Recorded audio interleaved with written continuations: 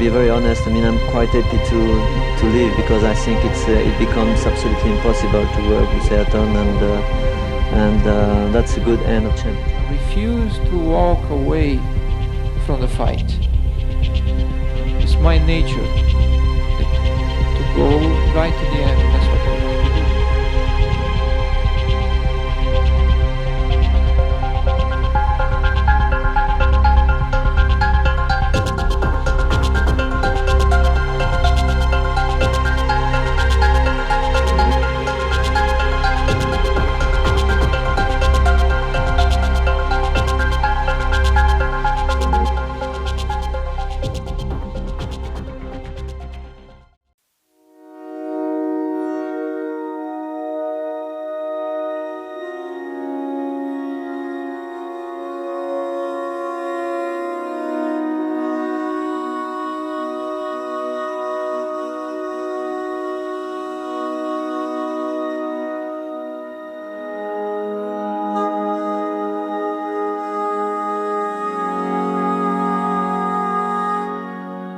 A very uneasy peace in the championship, that during the bleak recent days had Senna genuinely considered quitting Formula One.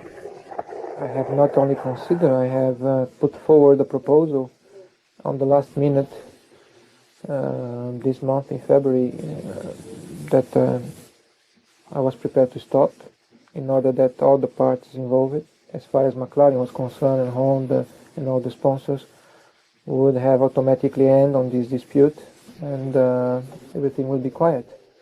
The other option was to go on and fight, but I present those two options both to Ron Dennis and to Mr. Kawamoto, the Vice President of Honda, for them to decide, to make the decision, and whichever was their decision, I would go along completely in peace. Your instinct is to go on and fight though? Of course, my instinct is to go and fight because I think it's in my personality, my character, that if you believe in something, if you have principles, you go to it right to the end. And until everything is not over, you don't give up. Prost has left Senna and McLaren to join Ferrari and new teammate Nigel Mansell. It's very clear. I always said that there is in fact two objectives. The first one is to help Ferrari to be world champion, and the second objective is Ferrari's world champion. I would like to be the world champion, but if it's not me, I hope it's Nigel.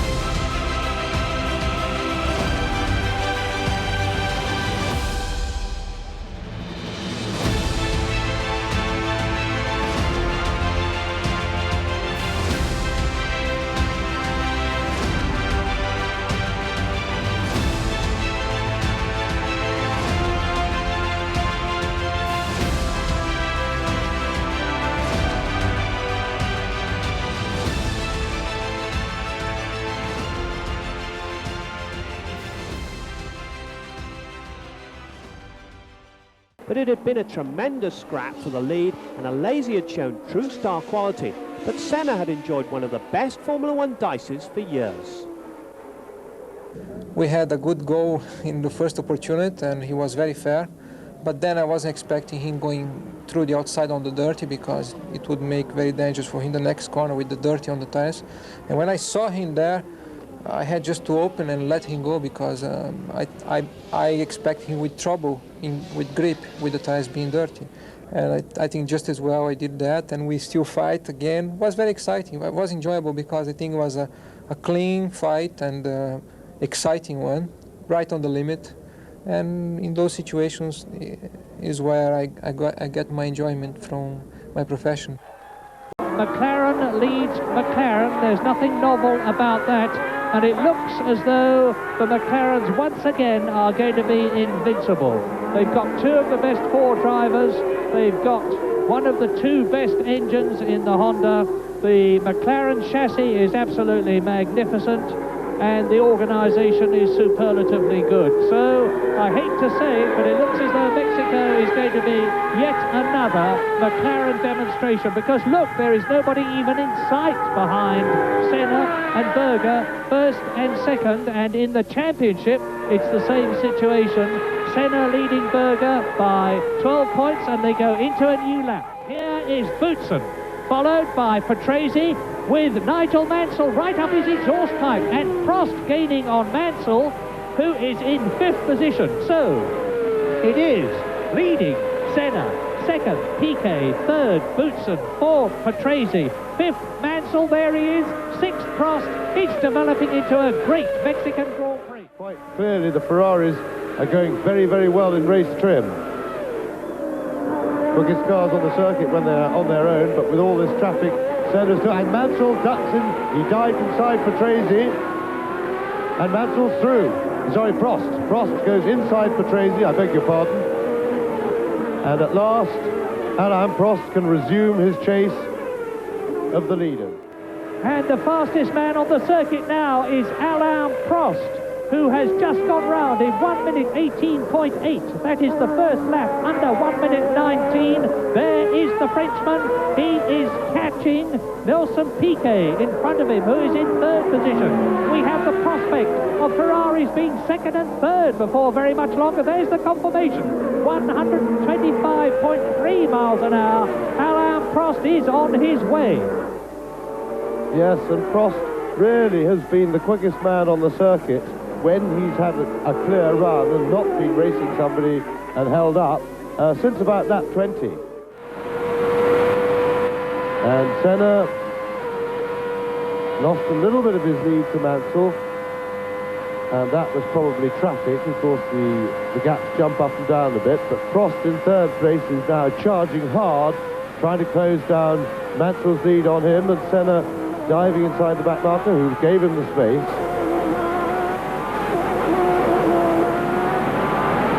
They actually pulled a second off Ayrton Senna on that lap when Mansell was being held up. Now, I would think that Senna was being held up as well, but if he had a 100% healthy car, and Prost is getting alongside, he's tucked in behind Mansell again, and Prost going for the inside. And Alain Prost takes his teammate. That was a bit hard on Mansell. He was a little bit tied in the traffic. So, swap places the two Ferraris, very evenly matched, and still 9.5 seconds behind Ayrton Senna. Prost now pressing, but he'll have to let Senna go through the quick one first. You can't pass into that. Now, let's have a look at the straight line speed of the Ferrari compared with the McLaren. Mansell right there now, because Senna is, if anything, holding Prost up. Prost had passed and pulled away a little bit from Mansell, and look at this. Now, Prost is going to be very keen. Prost diving inside. Senna, I'm sure, is in tire trouble, and Alain Prost goes through, on board with Ayrton Senna now. But Senna definitely struggling for grip. Prost will be happy to have him protecting Mansell, but he will want Mansell to pass for 2nd place, because he'll want that the extra 2 points taken away from Senna. Alain Prost leads, Senna in 2nd place, Nigel Mansell in 3rd position, 4th now is Berger, in 5th position it's Nannini, in 6th place it is Boutsen, followed by 7th Alain, and in 8th position it's Nelson Piquet, and that's a McLaren with a tyre problem, and it's Senna! Senna is out of the Mexican Grand Prix, and this is lap 64. Yes, and I think the tyres are just starting to wear out, because when we saw Mansell pull away from that spin, I didn't like the look of Mansell's right rear tyre either. Yes, and remember Mansell and Berger at Imola. Mansell wasn't at all pleased with the Austrian there when Berger made him spin, and here is Alain Prost, the world champion, winning in Mexico. Alain Prost wins for Ferrari, and it looks as though Mansell is going to be second. Yes, tremendous drive by Alain Prost. After this morning warm-up, I expected to do a good race, because I felt that the car was quite good, but I could not expect to win the race, and it was really fantastic for me.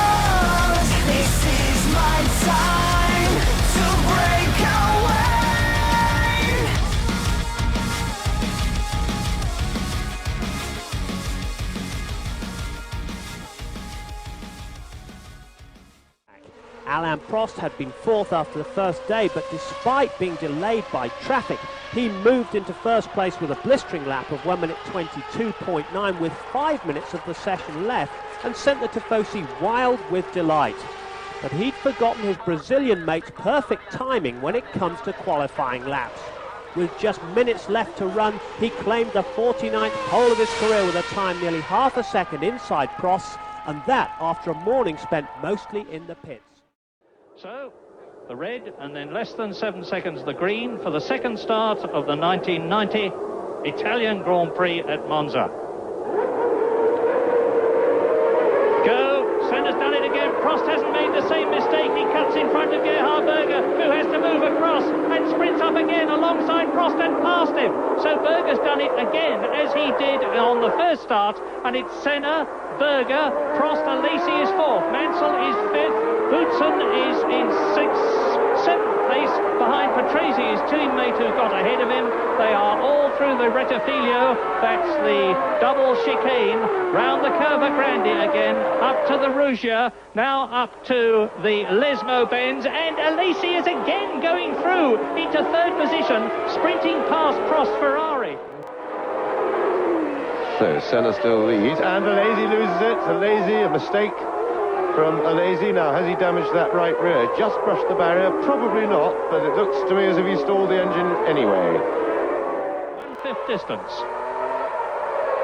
Yes, well, the three leaders now are very much locked in combat.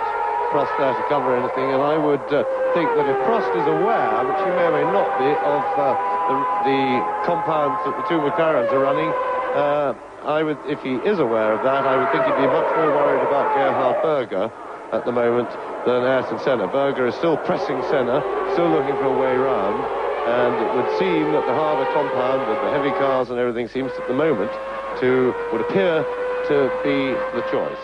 Racing of 1990 with Nannini 3 seconds behind Mansell now, powered by the Ford V8 engine. And there is Prost through, so he's done it at last. Yes, and looked, I think Berger must be in trouble because Prost seemed to go through without any sort of a fight, unless Berger missed a gear, because he's certainly holding up with Prost now, so maybe out of the chicane as they went into Lesmo, it's for something to happen to the McLarens to the advantage of the Ferraris, and it certainly doesn't look as though that is going to happen, because once again Ayrton Senna has done it. He is demonstrating, he's giving a vote of confidence in his tyres by keeping up that lap record braking pace of his lap after lap. It may be a 1/10 of a second faster, quotes only, close quotes, than the previous lap, but that is a considerable achievement and demonstrates that his tyres are very healthy indeed. 8.5 seconds now. He has worked hard for this race, the team have worked extremely hard, and he has now put the World Championship very much in his grasp. He would have to have extreme bad luck to lose it now, because Prost has got an awful lot of points to make up. So Ayrton Senna wins. Over the line to win the Italian Grand Prix. I had so many problems yesterday. I wasn't able to do any running, any setup, which was vital for today's result. So I had only this morning to try to get the car as good as possible and then make the tire choice, the right one, and get everything right, because at the level of the championship we are running, you've got to have everything right. So it was a lot of unknown, but of course it was a great victory. The car was quite good at the beginning, but as usual, and this time I was behind Gerhard. It was difficult behind him because I made a choice with a with the hard tire, with A, and I don't think it was a good choice. And behind him I was sliding too much, so I think I blistered the tires. And then I had a big vibration, especially at the end. It was not possible to push harder. Every time I was pushing, it was worse.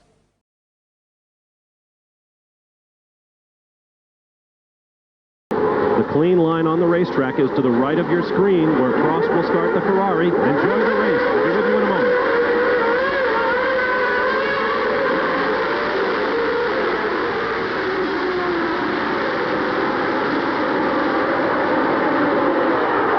Locking him up and spinning into the dirt. He'll have a tough time getting out of there. Alain made contact, I think, with Riccardo Patrese. Car drove him on the grass. We have other cars on the grass in the background. Patrese in the middle, following his teammate Terry Boutsen. Up front, it is McLaren, followed by Ferrari. Up front, working lap 24 of 73, it is Senna, Prost, Boutsen, Piquet, Mansell. Alboreto is now a lap down.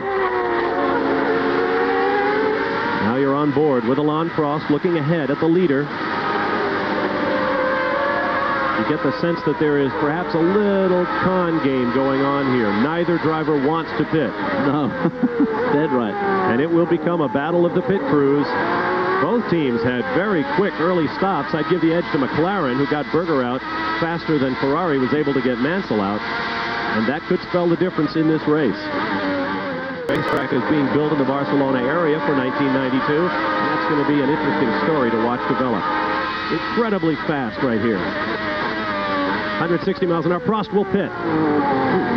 Sharp left-hander. Now let's see how quickly he goes down the pit lane with people everywhere. Take it away, John. This could be a world champion pit stop here if it goes well. Alain Prost may have an advantage going back on. The car's in the air. All four down. Trackman out in front of the car away. A very, very quick spot, and Terry Boutsen. Coming through the last two right-hand sweeps now. This is when I would expect him to make his stop. Oh, God, that's what he doesn't need. Yes, here he goes. Again, just look at the speed of this car down the pit lane. Here comes Senna to you, John. Senna is coming to me. He's right in front of me now, the yellow helmet of the Brazilian, trying for this world championship. Every man here wanting that world championship, and the team did its part. That was a very quick pit stop. Congratulations, McLaren guys. No problem whatsoever. And there goes Alain Prost past, and Nigel Mansell slows. Is he playing blocking back? I don't think so. I think he had a problem. Gosh, that was just one of those things where everything happened at once. There from Prost's car as he slides past. Then Nigel chopped straight across behind him and almost took out Ayrton Senna. But Senna never looked back for a moment, drove right back underneath Mansell, and resumed in second place. The gap reduced considerably now to Prost, but of course there you see smoke pouring out of the right front of Senna's car. That explains, he's probably got a brake problem. I think it's an engine problem. The engine is going away on Senna's car. Andre de Cesaris brings the Dallara in. But the real drama is up in second place. Ayrton Senna is in grave danger, it would appear, of coming out of this race with no points at all. And as I say it, of course, the smoke disappears. There it is again, but by the right rear wheel. Mansell holding station. I would think he might want to drop back a little bit. Oh, there must be fluid coming out. Senna can't keep the car going. He waves Mansell by on the right side. Well, Senna's day is done by the look of things. And he's going to climb right down in front of Nannini. He doesn't seem to think it is done. I can't believe he can't see all that stuff coming out. Maybe he can't. That looks much like what happened to him at Monza last year when fluid started to come out of the side, and the next thing he knew, he snap-spun it in the final crowd in Modena, and Senna has parked it. I believe he's at the start-finish line. He's on the pit exit. And that has a tremendous impact on the points. He will score no points today. If Alain Prost can carry on and win, the gap will be cut in half from 18 to 9 points with 2 races to go. The whole Ferrari pit crew exiting en masse to the pit wall to give Prost the thumbs up. The bells will ring in the church steeples in Maranello. It is a Ferrari 1-2, and despite all of the bad words bitten back and forth in the newspapers over the last week, it has been a splendid week for Ferrari as Alain Prost follows teammate Nigel Mansell's victory in Portugal with one of his own a week later in Spain. All of a sudden, Prost was back in the frame, just 9 points behind, needing to win the last 2 races. McLaren were back under pressure, but Prost was happy with Ferrari's strategy. We have done a very good team race today. Drivers and the team itself, mechanics, good pit stop. They stopped Nigel at the right moment. Maybe McLaren did not know what to do exactly about the tire stop. And we have planned to stop early if I was second, and everything works very well. And Nigel helped me quite a lot because when I was just behind him, he let me go, and that helped. My race was much easier like this, and I'm very happy about today. After the problems last week, I think it's a big good change.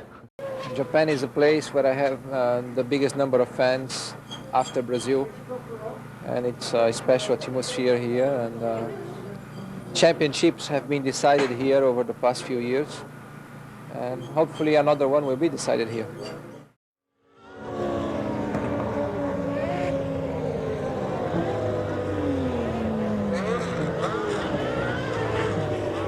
And the hot news from Suzuka is that Ayrton Senna, and there he is starting from the right-hand side of the grid, much to his annoyance. The right-hand side is pole position, and the track is dirty there. Senna asked for the pole position to be changed from the left to the left. His request was refused, and the result is that Alain Prost starting from second on the grid on the left-hand side, is actually going to have a start advantage at a circuit where passing is virtually impossible, except at the notorious chicane where Alain Prost and Ayrton Senna, both in McLarens last year, collided, and we all know what happened subsequently.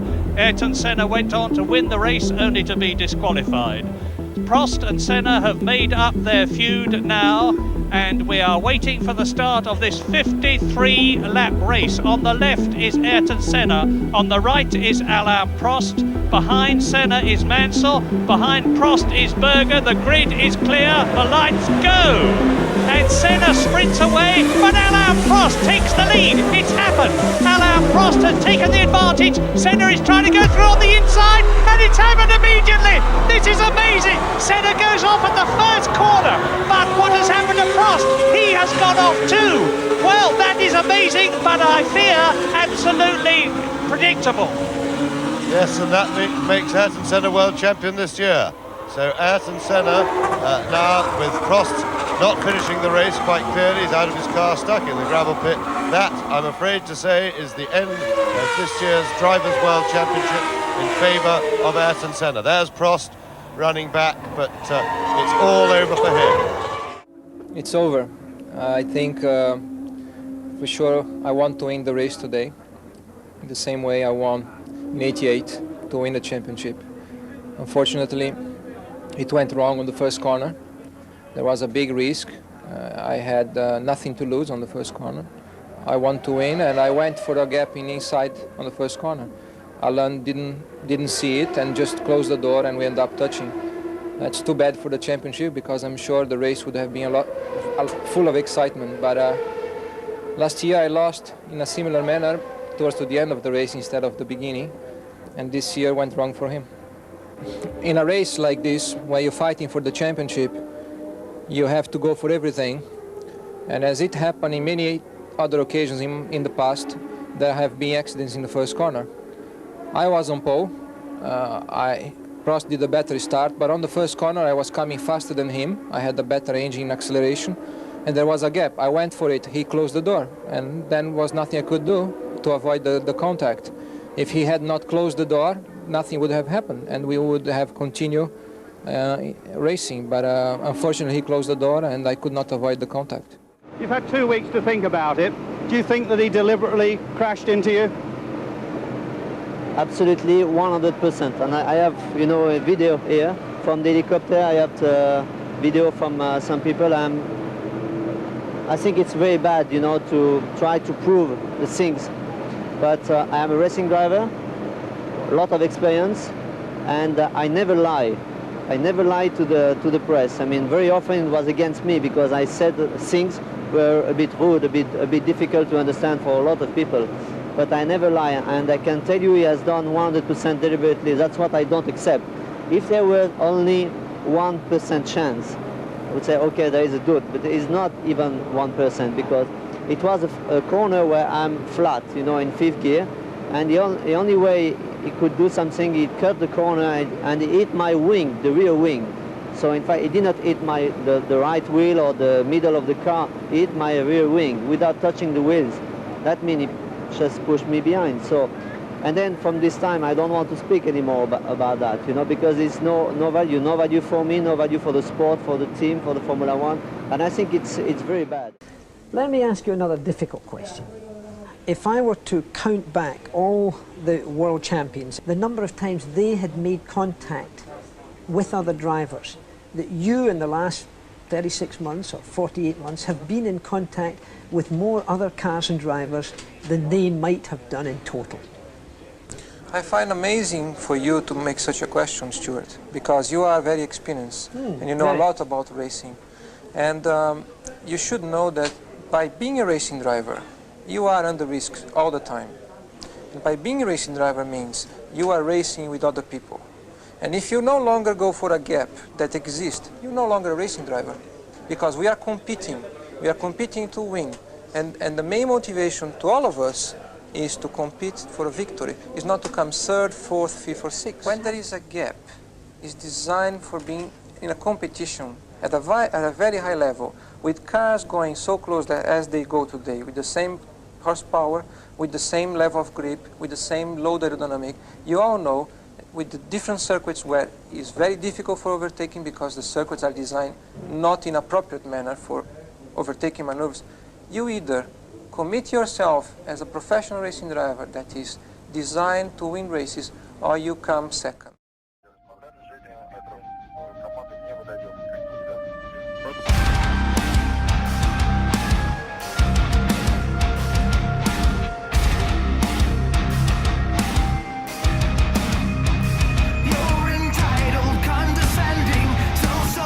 Just without ending, sitting, watching while consuming, pretending it's just fine, disillusioned by the noise, thinking you still have a choice, always praying, never straying from the line, stare at empty mirrors, looking for a sign, nothing but reflections of the faults that left you blind, calling for a savior to convince you it's alright, running from the consequence, you're wasting precious time, there's no one left to hide,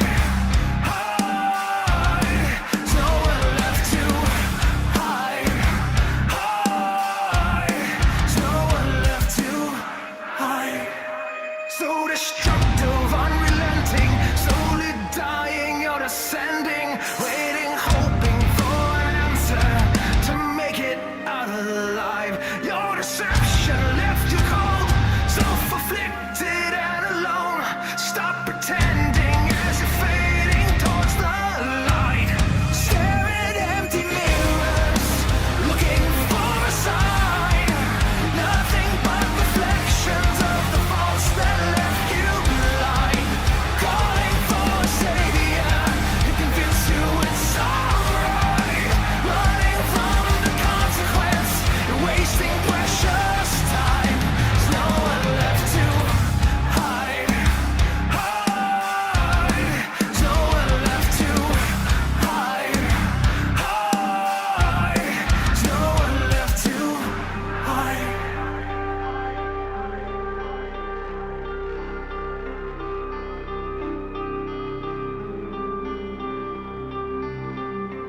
You are not who I thought you'd be. This perfect mess, a tragedy.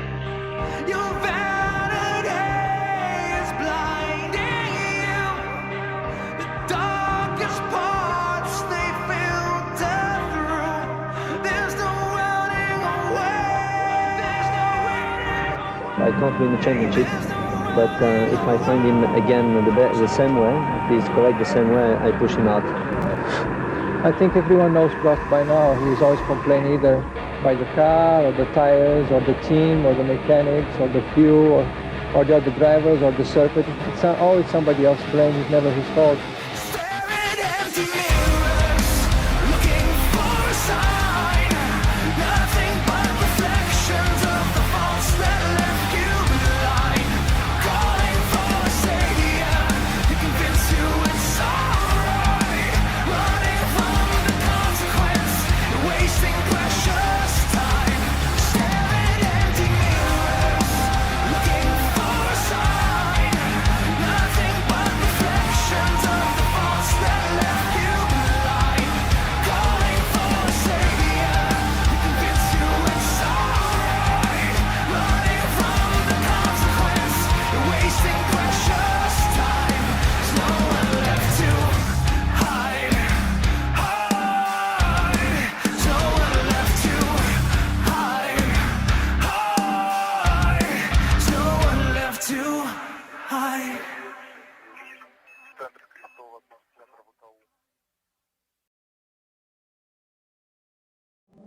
We are upset because we've lost as Ferrari one of the best driver and the best test driver of the Formula One. The reason was the behavior of Alain Prost was not at the level that Ferrari would like for his top driver.